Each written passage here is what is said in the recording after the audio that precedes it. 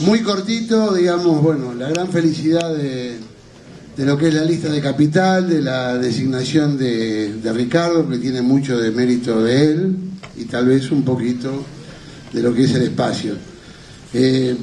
Digo solamente evitar la endogamia, creo que él ya lo dijo, los llamados de la gente como uno que quiere que vaya a hablar, o sea, eso va a haber que hacerlo, tampoco se puede despreciar y consolidar, pero está claro que hay un piso alto de votantes y el tema es ganar ese 10% que no falta para poder meter los 2 senadores y los 5 diputados, incluida Victoria Montenegro. Me parece que para eso tenemos que ir a los lugares donde ese voto está en disputa. Y yo, digamos, quería hacer una propuesta, porque va a haber propuestas que se van a llevar, lo que dijo Carlos. Yo propongo, digamos, que vayamos a buscar, a llevar esa discusión a varios lugares, a las escuelas secundarias, donde hay una cantidad de pibes que o votan, son nuevos votantes, o influyen sobre su familia, van a tener, o sea, y a las universidades.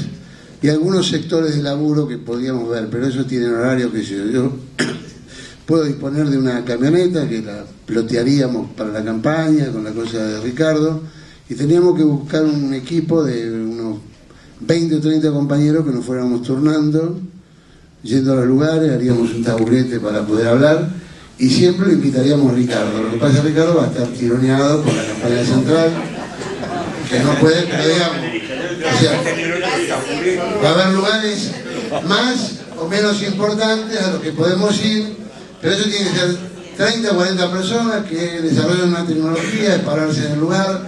Vamos a tener que comprar con fondos de acá de Carta algún parlante como para ponerlo, salir y a la salida del colegio, volantes, etcétera. O sea que si a la salida de la asamblea podemos ir conformando ese grupo para empezar a hacerlo, y después nos conectamos con la dirección de la campaña y le vamos diciendo: nuestro itinerario va a ser este, lunes en tal lado, martes, etc. Yo pienso que el principal apoyo que podemos dar nosotros a la campaña y a Ricardo es seguir siendo carta abierta, es seguir haciendo estas asambleas, es discutir en estas asambleas las cuestiones fundamentales de la Argentina, del mundo y de América Latina, y después salir con este paquete de ideas comunes que tenemos a ganarnos a la gente, pero no subsumirnos absolutamente en la campaña, porque pienso que no le vamos a hacer un gran favor. Creo que tenemos que seguir siendo el lugar, uno de los pocos lugares de Argentina donde se discute de verdad la política.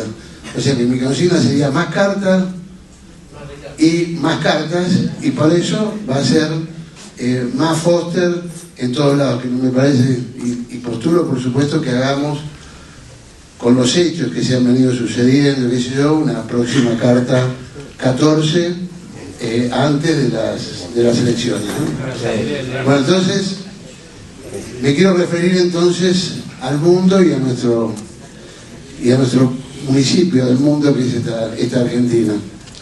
Yo, lo de Bolivia, por supuesto, mi apoyo a Evo, todo lo que dijeron los compañeros lo suscribo.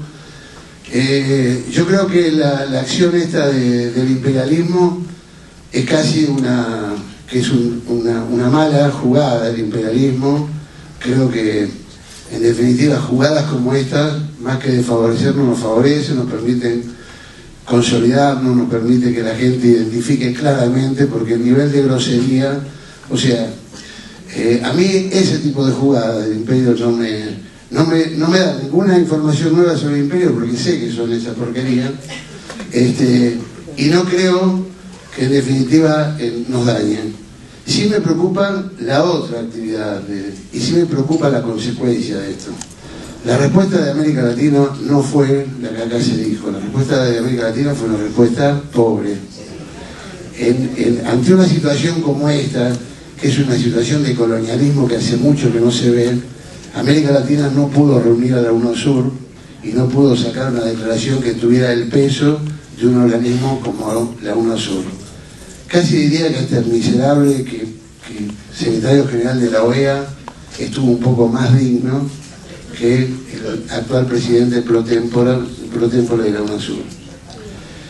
Y hay ahí también un tema, digamos, me preocupa entonces los avances en la política del imperialismo que se expresan en el bloque del Pacífico, que ha logrado enganchar a Ollanta Humala, y me preocupa Brasil. Y me preocupa Brasil porque creo que Brasil se da una situación muy especial. Nosotros creo que nos habíamos olvidado mal de Brasil y habíamos preferido quedarnos con la imagen de Lula como gran papá, con toda su enorme capacidad, popularidad, dignidad, etc. Pero no vimos que en realidad lo que hizo el Brasil es casi un camino totalmente diferente de la Argentina. Brasil hizo una primera movida, digamos, inclusiva, con la Bolsa Familia en el comienzo del gobierno de Lula, y después ha hecho tremendamente la plancha durante 4 o 5 años. Y lo que hay, un poco lo que se hablaba, lo que decía Argento, es decir, no es que ahora la gente del conurbano tenga más necesidades, es que gobiernos como estos tienen que ir revolucionando permanentemente, porque son ellos mismos los que han creado la nueva necesidad. Es decir, aquel tipo que era un hambriento que iba al comedor, ahora tiene jubilación y ese tipo tiene más, y es absolutamente legítimo que quiera más, porque está muy lejos de un nivel de dignidad. Eso le ha pasado a Brasil. En el caso de Brasil, la gente se ha levantado, y descuento absolutamente que está el imperialismo detrás de eso también, articulando redes sociales, todo eso, pero en realidad cuando uno ve todo el tema del transporte de Brasil, el costo, el hecho de que el transporte supone para un trabajador el 20% de un salario mínimo, el 20%, cuando en Argentina es un 2%, se da cuenta que ahí hay una cuestión muy fuerte, que no hay ningún terreno de los que, por ejemplo, el gobierno argentino, nuestro movimiento, el kirchnerismo, con Néstor y Cristina, ha avanzado en los planes simbólicos, en los planos de intervención del Estado, en los planos de recuperación del control de los resortes fundamentales de la economía, en los planes de ampliación de derechos, en ninguno de esos planos, en el plano de los medios, bien me dice Ricardo, en ninguno de esos planos el gobierno de Brasil ha avanzado. Y en este momento le cae eso, que es una cuestión realmente jodida, y que lo deja paralizado, me parece, en principio. Me parece que tiene una reacción posible, que es afirmarse en esta movilización popular, que no va en principio contra el gobierno de Dilma, contra el gobierno de Lula, pero que puede ir si termina sin respuesta, y si termina eligiendo, como eligieron durante mucho tiempo los progresismos argentinos, que el mejor camino es no cambiar nada. O sea, es el camino absolutamente diferente e inverso al que ha seguido el kirchnerismo y el que han seguido los otros gobiernos que nosotros, el chavismo, todos con diferencias, pero que han ido siempre por más, han revolucionado sus sociedades, han ampliado derechos, han recuperado soberanía económica, han recuperado soberanía política. Eso es Correa con su constitución, eso es Evo Morales. Eso no es Brasil. Y Brasil, compañeros, es la mitad de América Latina. En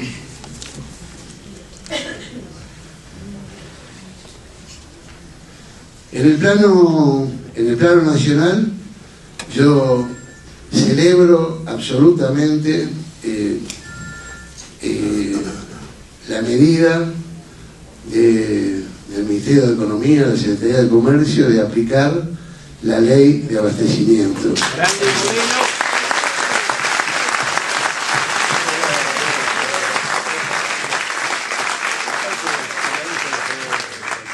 Me parece que es una medida que cambia la situación, que está en el sentido de lo que muchas veces reclamamos en esta asamblea, y que es de una gran valentía. La producción de trigo, ustedes saben que el gobierno ha tenido una política clara desde hace muchos años. Hay dos tercios de la producción triguera que tiene que destinarse al abastecimiento del mercado interno y un tercio exportarse libremente, sin retenciones, en fin, con todas las condiciones.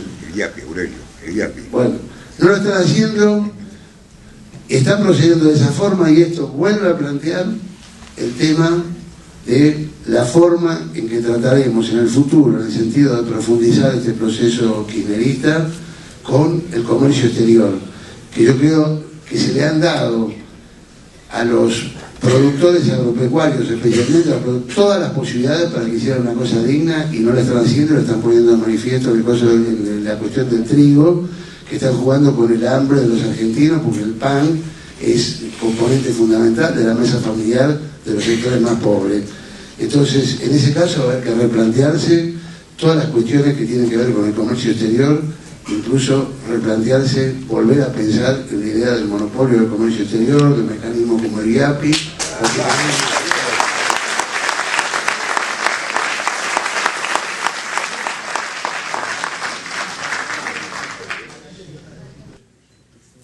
Bien, y quería terminar con una cuestión. Acá siempre hablamos de tradiciones y Ricardo especialmente las menciona, y yo quiero mencionar una que es una tradición olvidada, pero que es una tradición muy significativa del pasado argentino. Esta semana, el 3 de julio, se cumplieron 80 años de la muerte de don Hipólito Yrigoyen. Hipólito Yrigoyen no tuvo en sus 80 años ningún homenaje. Hubo un solo homenaje que hicimos un grupo de amigos en el sindicato de UTE, y la Unión Cívica Radical le dio a Yrigoyen, que opinaba lo que opinaba de los curas, una misa en la catedral. Hipólito Yrigoyen fue un tremendo revolucionario jacobino, con características propias, nacionales, un tipo que organizó 3 insurrecciones, pero insurrecciones de verdad, que marchó al frente de 8.000 civiles armados a enfrentar al ejército de línea, perdió, y que después levantó como bandera la intransigencia, y hasta fue capaz inclusive de renunciar al triunfo del año 16, porque no estaban dadas las condiciones, porque Salpeña no le había intervenido a las provincias como era el acuerdo que habían hecho. Fue un precursor de muchas de las políticas que nosotros, por ejemplo, de la neutralidad en la guerra. Él apenas asume el gobierno, el gobierno estaba metido, digamos, por vía de Victorino a la Plaza, con las 2 patas en la guerra, en la primera guerra. Yrigoyen saca la política de la neutralidad y le exige a los representantes argentinos en la Liga de las Naciones que se retiren, que planteen la posición de que se retiren. Los representantes argentinos se niegan porque estaban también trabajando, porque hubo una enorme presión, digamos, la misma presión que sufrimos hoy por este tipo de cosas, y él les dice que o se retiran o los destituye. Al frente de la delegación argentina estaba Marcelo de Alvear. Fue un precursor en muchas cosas, tuvo enormes errores. Aquellos radicales fueron también una de las vertientes que conformaron después el peronismo, la política de la neutralidad a través de Forja, etcétera. Siguieron siendo unos guerreros. Hay una cuestión que se dice que la aviación militar debutó en la Plaza de Mayo el 16 de junio, no. La aviación militar debutó contra los alzados de Pomar en el año 34, creo que era el 34, sí, 33, y ahí hubo 50 o 60 muertos ya producidos. Ese fue el bautismo del fuego de la aviación, que en ese momento no era todavía la aviación naval, eran todas, pertenecían al arma del ejército. Bueno, digo que esa tradición nosotros también tenemos que reivindicarla y tenemos que enrostrársela a los radicales que hoy acompañan exactamente a los enemigos. Uno puede leer los diarios de la época. Cuando muere Yrigoyen, el diario La Nación iba a titular, y el jefe de redacción, Un Resto de Dignidad, presionó con la renuncia y evitó que la tapa del diario fuera "Ha muerto un antiguo comisario de Valvanera". Esa era la que le iban a poner Yrigoyen, que fue el tipo que logró con su lucha, la de su movimiento, conquistar el voto universal, sin las damas, por supuesto, porque no era todavía el tiempo de ellas, pero sí voto universal, secreto y obligatorio. Termino con los textos en las que convocaba Irigoyen al alzamiento. Decían cosas como estas: nosotros nos alzamos en nombre de la patria, pero lo hacemos como radicales, como movimiento radical, porque en estas cuestiones, quiere decir en la conspiración, etcétera, no se puede ser más amplio, pero reivindicaba para ese radicalismo la representación de todo el pueblo de la patria, es decir, en el sentido en que después, perdón por la herejía, después lo hicieron los bolcheviques y lo hicieron todos los movimientos revolucionarios que han creído que representaban a la patria. Bueno, gracias. Gracias.